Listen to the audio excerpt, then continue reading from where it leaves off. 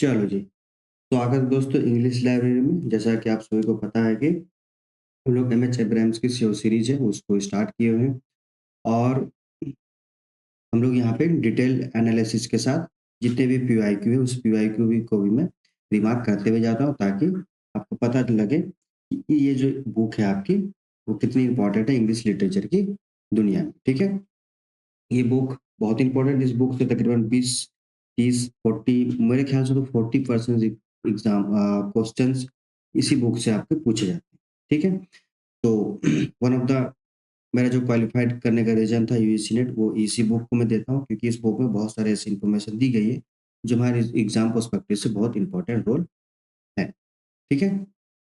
चलिए, तो स्टार्ट करते हैं आज की हमारी जो पहले क्लास हम लोगों ने ब्लूम्सबेरी ग्रुप तक किया था। अब हम लोग यहाँ से स्टार्ट, ठीक है? पहले इसको ज़ूम किया जाए। आई होप आप सभी को विज़िबल हो, ठीक है? ठीक है, तो अब हम लोग स्टार्ट करते हैं। आज की जो हमारी पहली वर्ड है वो है बॉम्बास्ट। बॉम्बास्ट पढ़ने से जैसे पता चल रहा है बॉम्बास्ट यानी कि कुछ चीज़ जो बढ़ा-चढ़ा कर किसी चीज़ को दिखाया जाए, है ना? इसकी जो लिटरेरी डिनोट है वो है कि bombast denotes a wordy and inflated diction that is patently inappropriate to the matter that is signified, है ना?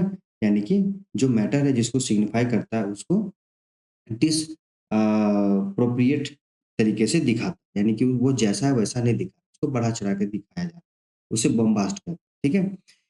The magniloquence of event to fine poet as Christopher Marlowe as it times inappropriate to its scenes, ठीक है? यानी कि कह रहा है कि मैग्नीलोक्वेंस का मतलब होता है, इसका मतलब हो गया हाई फ्लोन स्टाइल, ठीक है? हाई फ्लोन स्टाइल जो even so fine poet Christopher Marlowe ज़्यादातर इसको यूज़ करते थे, ठीक है? और इसने जहाँ पे यूज़ किया था डॉक्टर फास्टस जो पब्लिश हुई थी 1604 में। इस बुक से बहुत सारे पीवाईक्यू ऑलरेडी बने हुए हैं और आते भी हैं, चाहे वो टीजीटी हो, पीजीटी हो, आपका यूजीसी हो, ठीक है? तो डॉक्टर फास्टस की जो अ, वर्क है उसमें ये लाइन आपका दिया हुआ है। और यही जो लाइन आपके एग्ज़ाम में भी दे देते हैं। स्टूडेंट को लगता है कि पता नहीं कहाँ से आ गया और कैसे पढ़ें। इस बुक में जितने भी मेंशन्स किए गए हैं, लाइन हो चाहे पॉइंट हो, तो एग्ज़ाम पर्सपेक्टिव से इम्पोर्टेंट है। ये जो लाइन है, now by the kingdoms of infernal rule of syntax Archeon and the fairy lake of event burning Plagathon are swear that I do long to see the monuments and situation of bright splendid home, ठीक? ये doctor Festus की जो कहानी है उसमें ये narrate, ठीक है? चलो, तो ये आपका हो गया bombast. Which is to say by Hades I like to see Rome. Hades कहता है I like to see Rome. Bombast is a frequent comment heroic drama. चलो ठीक है। फिर Henry Fielding's Tom Thumb the great 1731 में publish हुई थी और ओपनिंग सीन एक्ट 2 में ये लाइन मेंशन होती है। तो देखिए 2 लाइन यहाँ पे इंपॉर्टेंट आ गया हमारा हेनरी फील्डिंग। इसमें है O Huncamunca Huncamunca O thy pouting breast like a kettle drum of brass beat everlasting loud arms of joy as bright as brass they are and oh the heart of हनकुमाना हनकुनामा ओ, ठीक है? तो ये तो चलो easily find हो जाएगा, उससे 2 बार पढ़ोगे तो आप फाइंड एग्ज़ाम में फाइंड कर सकते हो, ठीक है? कहाँ से पूछा गया, ठीक? चलो, नेक्स्ट है हमारा बुक। बुक से इतना जनरली कुछ क्वेश्चन नहीं बनते बट कुछ-कुछ पॉइंट्स को मैं यहाँ पे आपका अंडरलाइन कर देता हूँ, ठीक है? बुक तो सभी को पता है कि क्या है कि रिटन चीज़ है ना? व्हिच कंसिडर लेंथ और दिस दैट बहुत सारा ऑथरशिप डेट्स, इश्यू, एडिशन ये सारे फिजिकल प्रॉपर्टीज में होते हैं और बुक कॉल्ड बिब्लियोग्राफी। बिब्लियोग्राफी किसको कहते हैं? Authorship, date of issue, edition and physical properties of a book are called bibliography, ठीक है? ये सारा है। और इसमें ऐसे एग्जाम पर्सपेक्टिव से पेज पर मैन्युस्क्रिप्ट किसको कहते हैं? Which is hand which is written by hand उसे हम मैन्युस्क्रिप्ट कहते हैं, ठीक है? पेपरस पेपरस क्या होता है? Which had been developed in Egypt, ये इजिप्ट में डेवलप हुई थी, was made from the papyrus reed, ठीक है? पेपरस रीड के द्वारा ये तैयार किया गया, ठीक है? Which grows proficiently in the Nile Delta में ये बना, ठीक है? और इसमें later the steam of a reed were cut into stiff, soaked and impregnated with paste. चलो ठीक है। इसमें से इम्पोर्टेंट आपका बिब्लियोग्राफी क्या होता है और मैन्युस्क्रिप्ट जो हैंड रिटन से होते हैं, ठीक है? चलो, चलते हैं नेक्स्ट पेज में और देखते हैं और कौन से इम्पोर्टेंट बन सकते हैं इस फॉर्म में।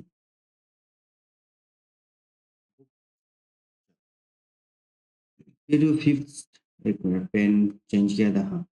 5th सेंचुरी में मिडल एज पेपरस रोबल सरप्राइज चलो ठीक है। फिर आया पर्चमेंट, ठीक है?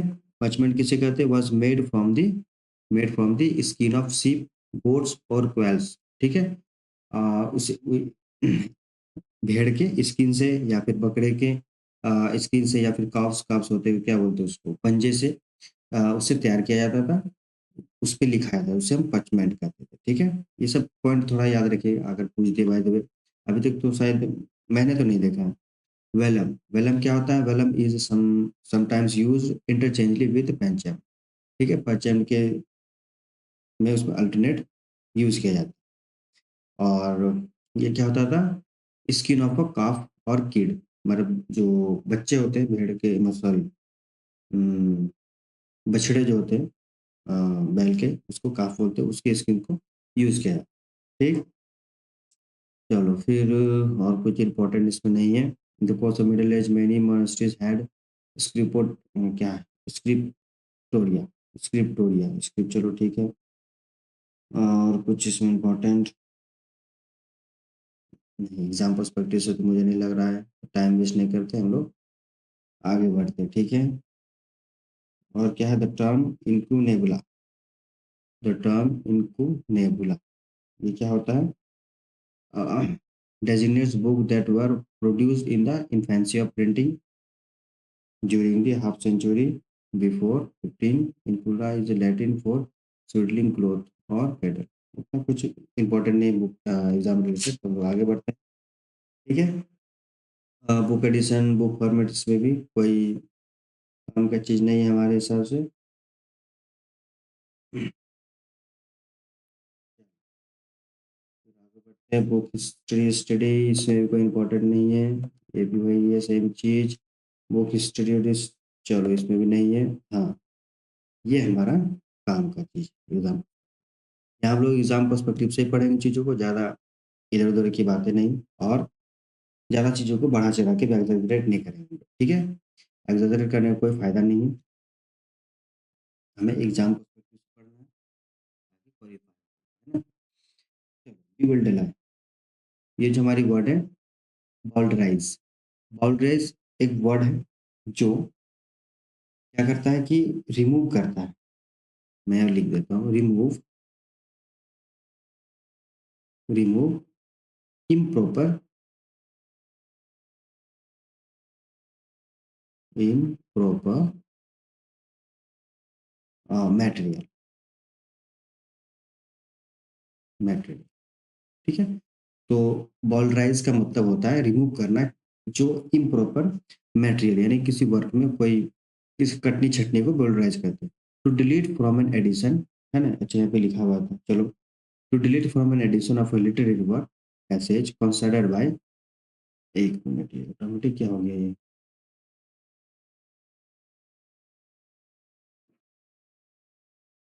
इरेज़ करना पड़ेगा। बताइए ये पेन ऑटोमेटिक कभी-कभी काम कर रहा है। चलो कोई नहीं। To delete from an edition of a literary work passage considered by the editor to be indecent or indelicate, ठीक है? यानी कि किसी एडिशन में कोई चीज़ को हटाना, ठीक है? जनरल फॉर्म में ये होगी, ठीक है? From the Reverend Thomas Bowdler who tidied his family Shakespeare, ठीक है? Thomas Bowdler who tidied of उसका वर्क फैमिली शेक्सपियर 1880 में ये पब्लिश हुई थी, ठीक है? अभी तक आया नहीं लेकिन कभी पूछ सकते हैं, ठीक है? जिसमें कटनी-छँटनी का बहुत काम हुआ था, वही चीज़ इसमें बताया गया है, वेटवर और बाय ओमिटिंग, और इन्होंने एक लाइन कहा था, whatever is unfit to be read by gentleman in a company of ladies. ये लाइन फेमस लाइन है, इसको याद रखिएगा, ठीक है। नेक्स्ट है जोनाथन स्विफ्ट का गॉलिवर ट्रेवल्स, 1726 में पब्लिश हुई थी। द अरेबियन नाइट्स, ये सारे जो वर्क है इसमें आपका क्या बोलते हैं, बॉल्ड राइस को यूज किया गया था, मतलब कटनी छटनी हुआ था उसमें, ठीक है। चलो,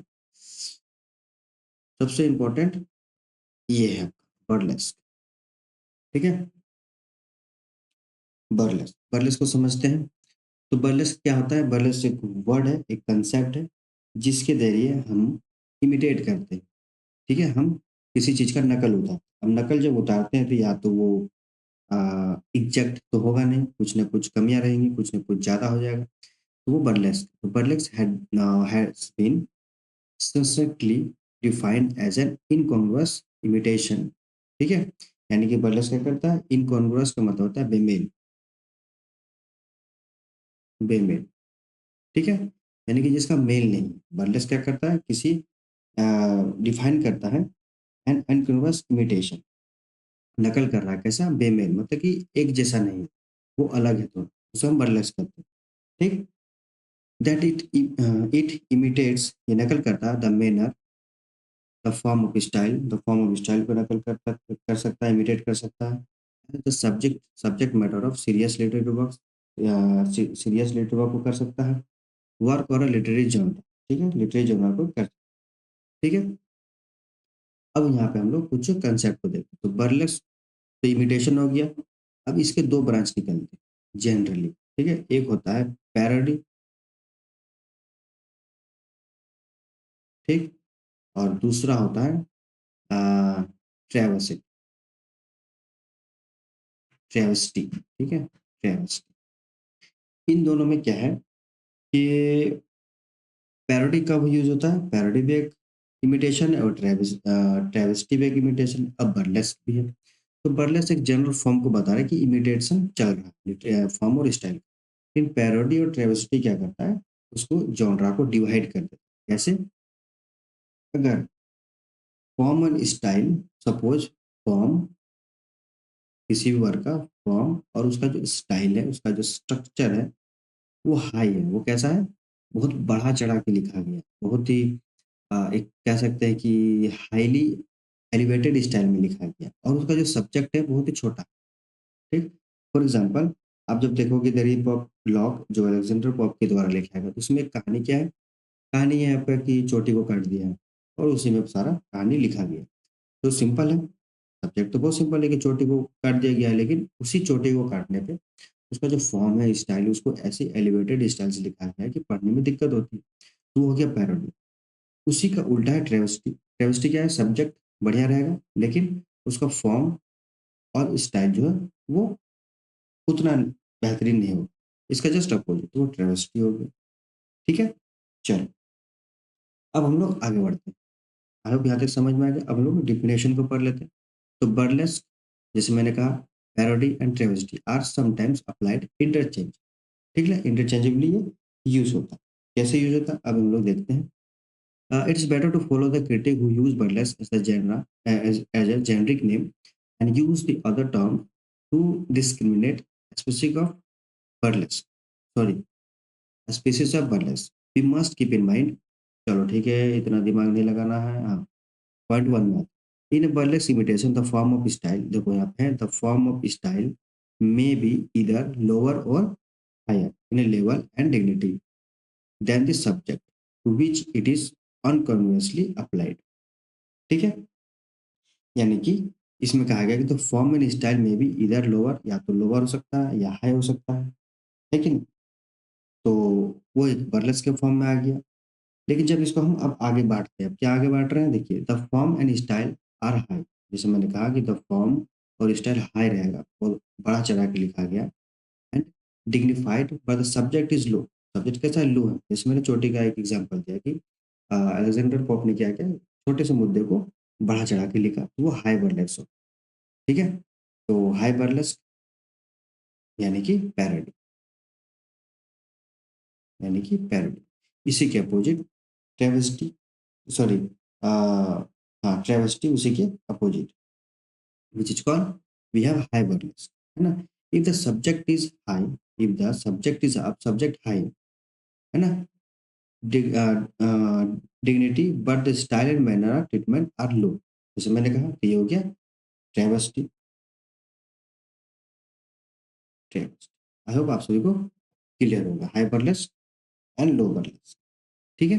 चलो नेक्स्ट स्लाइड में चलते हैं। हुँ। अब इस पेज में आपको मिलेगा कि हाइपरलेस और लोवरलेस किसमें यूज़ होगा। वैरायटी ऑफ हाइपरलेस, अब वैरायटी को देखते हैं हाइपरलेस में, तो पैरोडी, पैरोडी जैसे कि मैंने कहा, ये क्या करता है, फॉर्म एंड स्ट्रक्चर हाई होता है लेकिन सब्जेक्ट लो होता है। The serious manner and characteristic features of a particular literary work. ठीक है? सीरियस मैनर है, the distinctive style of particular author और the typical stylistic and other feature. ठीक? मुद्दा यही है कि जो चीज़ों को समझिएगा, इतना अगर लाइन बाय लाइन जाएँगे तो चीज़ें कन्फ्यूज़न होगी। सीधी-सी बात है, वो स्टाइल, वो फ़ॉर्म जिसे बढ़ा-चढ़ा के लिखा गया है, स्टाइल और फ़ॉर्म बढ़ा-चढ़ा के, और सब्जेक्ट लो है, ये हो गया हाइपरलेस। सब्जेक्ट कैसा है? लो है। 1 मिनट, तीर नहीं बना बढ़िया से दोस्त। हाइपरलेस। हुँ।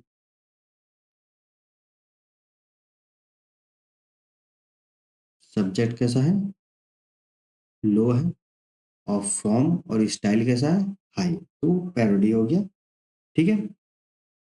जिसमें यूज़ हुआ है, जो यूज़ किए John Philip the splendid shilling 1705 में ये आई थी। ये पीवाईक्यू है, मैचडी कॉलम में आया हुआ है, ठीक है? इसमें हाइबुलस का यूज़ किया गया है, ठीक? फिर जॉन मिल्टन का पैराडाइज लॉस्ट 1667 में जो आई थी, इसमें भी exaggerating in high formality and applied, है ना? उसमें भी हाई फॉर्मेट को यूज़ किया गया है। फिर हेनरी फील्डिंग इन जोसेफ एंड्रयू 1742, इसमें भी है। सैमुअल रिचर्डसन नॉवेल पैमेला 1740 में पब्लिश्ड हुई। इन सारों में आपका पीवाईक्यू है, इसमें भी है, मैचडी कॉलम में है, पामेला से तो बहुत दफ़ा आया हुआ है, इसमें भी पीवाईक्यू। इसमें भी हाइपरलिंक्स का यूज़ किया है। कभी-कभी एग्ज़ाम में आपको ऐसे भी पूछ सकता है कि which are the works in which hyperlinks used, या फिर एग्ज़ाम्पल्स ऑफ पैरोडी, ऐसे कुछ आपका दिया जा सकता है। इसलिए एग्ज़ाम्पल को भी थोड़ा-थोड़ा याद रखिए। फिर जेन ऑस्टिन की नॉर्थंगर एबे 1818 में पब्लिश्ड हुई थी। इसमें भी पीवाईक्यू है आपका। और ये जो है गॉथिक नॉवेल, तो जो जेन ऑस्टिन की poked good nature fun at the genre of the Gothic novel. तो नॉर्थंगर अवे को नॉथिक गॉथिक नॉवेल यानी कि भूतिया स्टोरी भी कहते हैं एक तरह से, ठीक है? ये पीवाईक्यू है आपका, याद रखिएगा। और कुछ बेहतरीन एग्ज़ाम्पल इसमें तो नहीं दिख रहा हमको। फिर विलियम वर्ड्सवर्थ का she dwelt among the untold ways, है ना? अनटोल्ड वेज, ये भी आपका हाइवेलेस को यूज़ किया गया कैसे? ही lived amid something untrodden ways, rural lake the lead, about whom there were none to praise and very few to read। ठीक है? ये लाइन आप थोड़ा एक दो बार पढ़ लीजिएगा ताकि दिमाग में रहे, क्योंकि लाइन बाय लाइन कभी-कभी उठा के चेप दिया जाता है, ठीक है? और आगे बढ़ते हैं तो मॉक एन एपिक और mock heroic poem is that type of parody which imitates, जो इमिटेट्स करता है।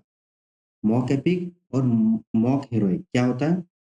पैरोडी का ये एक सब डिवीज़न बोल सकते हैं कि मॉक एपिक और मॉक हेरोइक। ये एक इमिटेशन होता है जिसमें सस्टेन वे both elaborate form and the ceremonious style of the epic genre, but applies it to narrate and commonplace और ट्राइबल सब्जेक्ट मैटर। मतलब एक छोटे से मुद्दे को बड़ा चढ़ा के बताना, जिसका मैंने पहले बताया था, रेप ऑफ लॉक 1714 में पब्लिश हुई थी अलेक्जेंडर पोप के द्वारा। इसमें तो बहुत सारा पीवाईक्यू है, इसे भी आप लोग हो सके तो डिटेल में स्टडी कर लीजिए, ठीक है? ये हो गया आपका। और आगे बढ़ते दस, तो जैसे कि इसका कहानी क्या है, views through the grandiose epic perspective quarrel between, झगड़ा हुआ किसमें, the belles and elegance of his day over the theft of ladies curl, ladies के चोटी पे चोरी हो गया, उसी पे वो सारा कहानी। तो इसमें क्या है, सुपर नेचुरल मशीनरी है, वॉयस टू बार्ड शिप, ये सारे कुछ मुद्दे हैं इसमें, इतना कुछ है नहीं। और द थॉमस ग्रेस का कॉमिक क्या था, और on the death of a favourite cat, 1748 में ये पब्लिश हुई। इसमें भी PYQ मैच द कॉलम में आया, ठीक है। तो इसमें भी यूज हुआ है, और अंडर द बैथुसन एंटी क्राइम 6 में यूज हुआ है, यानी कि छोटे मुद्दे को ज़्यादा बढ़ा चढ़ा के दिखा, ठीक है। चलो नेक्स्ट स्लाइड में चलते हैं और देखते हैं।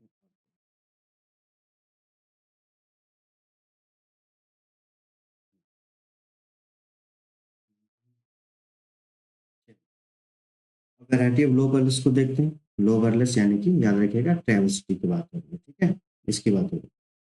तो लो बर्लेस ह्यूरिबरिस्टिक पोएम को भी लो बर्लेस में रखा जाता है। और इसकी जो क्या बोल सकते, करता धरता है जिन्होंने, जिससे इसको इन्वेंट किया कह सकते हैं हम लोग, सैमुअल बटलर।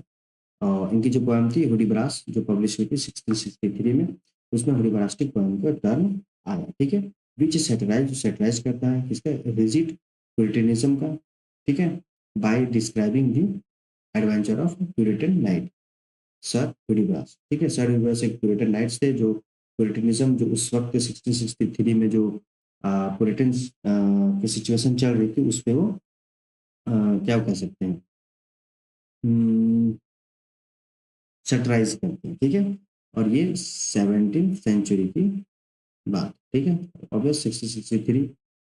चलो अब आगे बढ़ते हैं, जिसमें ये डॉगलेर वर्ड्स के यूज किया गया है ना। तो ट्रेविस्टी, ट्रेविस्टी जैसे मैंने कहा कि सब्जेक्ट बढ़िया रहता है, लेकिन स्टाइल और जो फॉर्म होता है वो उतना नहीं होता, ठीक है। इसका है तो mock and mock a particular work by treating its lofty subject, subject बने है ना, lofty subject in a grotesquely undignified manner and style. चलो ठीक है। इसमें वर्जिल के एनियाड में use by Dido and Aeneas are made to speak like fish wives and dolphins, ठीक है। वर्जिल के एनियाड में डिडो और एनियास जो है वो बात करते हैं एक दूसरे से फिश वाइव्स और डॉल्फिन्स के मैटर्स को ले। The New York once published a travesty of Ernest Hemingway novels Across the River and Into the Sea, जो पब्लिश हुई थी 1950 में। न्यूयॉर्क, न्यूयॉर्क, न्यूयॉर्क, ठीक है, जो पब्लिश की थी ट्रेवेस्टी अर्नेस्ट हेमिंगवे की novel across the river and into the trees, trees, ठीक है। चलो फिर आपका मिलेगा मैरी शैली की फ्रैंकेनस्टाइन, इसमें भी ट्रेवेस्टी की यूज हुई।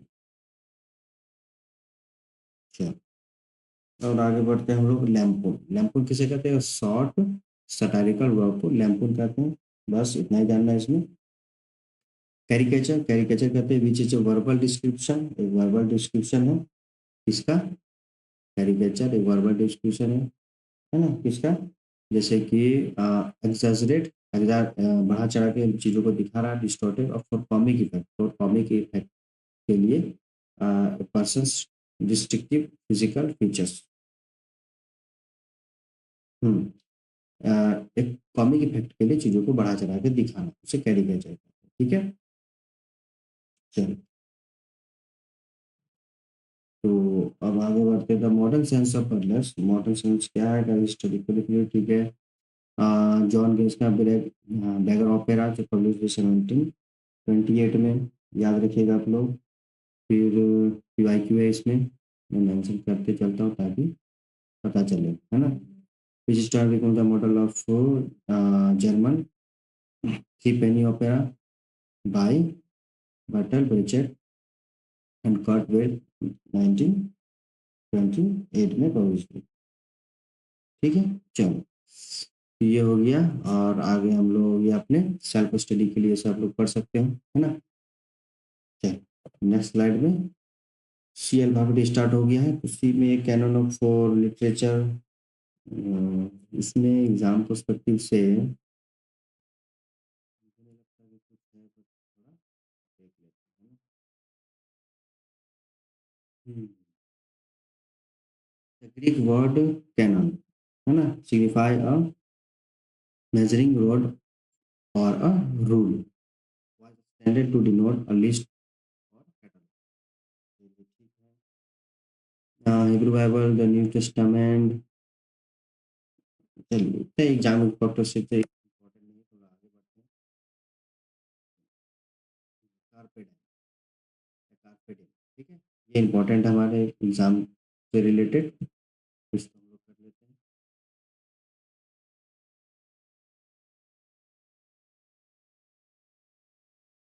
चलिए आगे बात करते हैं visual। कार्पेटिंग, कार्पेटिंग एक वर्ड है, एक लैटिन फ्रेज है, और एग्जाम में आया हुआ है, इसमें पीवाईक्यू है आपका, इसे समझ लो। कार्पेटिंग का मतलब क्या मीनिंग है, seize the day. Seize the day का मतलब यहाँ पे हुआ कि प्रेजेंट में जीना, चीज़ों को प्रेजेंट में करना, चीज़ों को आ, ना फ्यूचर ना पास्ट, अभी के हिसाब से जीना, और चीज़ों को सॉरी डे को एंजॉय करना, उस सेंस में लेटिन फ्रेज है कार्pe diem, जिसे सीज द डे कहा गया। ठीक है, क्या कहा गया, सीज द डे। तो जब आगे बढ़ते हैं हम लोग, तो ये आपका आया था from one of Horace's odes. Horace's odes में ये आपका सीज द डे टर्म आया, which has become the name for every common literature and motives. ठीक, एवरी लिटरेचर एंड मोटिव्स का ये आपका सोचिए कि लिरिकल पोएट्री में स्पेशली पॉइंट बन गया, सीज द डे। ठीक, और the speaker in a carpe diem poem emphasis करता है, जोर लगा के इसमें, life is short and time is fleeting. देखिए लाइफ छोटा है और समय चल रहा, समय रुका नहीं है, समय बह रहा है, चल रहा है। तो अभी के ऑर्डर से, अभी के इस सिचुएशन चीज़ों को जीना चाहिए, है ना। Who is often represented as a virgin reluctant to change her condition. एक वर्जिन, एक प्योर चीज़ों को दिखाया जा रहा है यहाँ पे कि सिचुएशन को अभी के हिसाब से जीना है। To make the most of present pleasure, और मेक करता बनाता है कैसा, most of present pleasure, present pleasure को जीने के लिए बता। ठीक, तो कार्पेडम सीज द डे जो यूज हुआ है किसमें, एडमंड स्पेंसर की द फेरी क्वीन में, जो पब्लिश हुई थी 1596 में। ये भी आपका पीवाईक्यू इसमें आपका यूज हुआ। ठीक है, कार्पेडम, जिसमें gather therefore the rose whilst yet is prime. ये आप लाइन याद रखिएगा, है ना, जो फेरी क्वीन से ली गई 1590 में जो पब्लिश हुई। तो गैदर देयरफॉर द रोज, चीज़ों को रोज को इकट्ठा करना, क्यों, which is at mark prime, ताकि सिचुएशन को अच्छा बना सके। एंड और इन द 17th सेंचुरी में ये यूज हुआ था रॉबर्ट हैरी के टू दी वर्जिन्स। ठीक है, टू दी वर्जिन्स में, to make much of time, to make much of time, और इसमें यूज हुआ था line, gather ye rosebuds while ye may. ठीक, तो ये सब लाइन याद रखिएगा, कभी कभी एग्जाम में पूछा जाता है। अभी तक तो मैंने नहीं देखा जितने भी मैंने पीवाई को लगाए हैं। ठीक है, फिर एंड्रयू मार्वेल के भी वर्क में टू हिज पोएम मिस्ट्रेस कार्बोडैम की, जो पब्लिश हुई थी, इसमें भी आपका पीवाईक्यू है, याद रखिएगा। Andrew Marvell to his poem mistress 1681 में कार्बोडैम थीम का यूज हुआ। ठीक है, शेक्सपियर के भी आपका वर्क में यूज हुआ है, मुझे भी याद नहीं आ रहा, शायद ट्वेल्थ नाइट था, आई थिंक देखना पड़ेगा, ट्वेल्थ नाइट।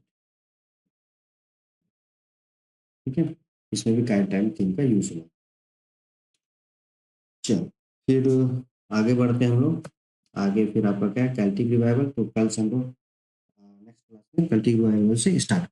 ठीक है, आई होप वीडियो अच्छी लग रही है तो लाइक सब्सक्राइब कर दीजिए, और जितना हो सके इसे शेयर कीजिए, ताकि और भी लोगों तक पहुंच सके। मैं यहाँ पे एग्जाम पर्सपेक्टिव से पढ़ा रहा हूँ, तो पीवाईक्यू को साथ लेके चल रहा हूँ, और जो भी ज़्यादा जरूरी वर्क है, जो नेसेसरी है उसको मैं रिमार्क कर दे रहा हूँ, ताकि आप लोग उसे अच्छे से पढ़ें, है ना। इस बुक को ऐसे करना है ताकि एग्ज़ाम में हमारा फ़ायदा हो सके।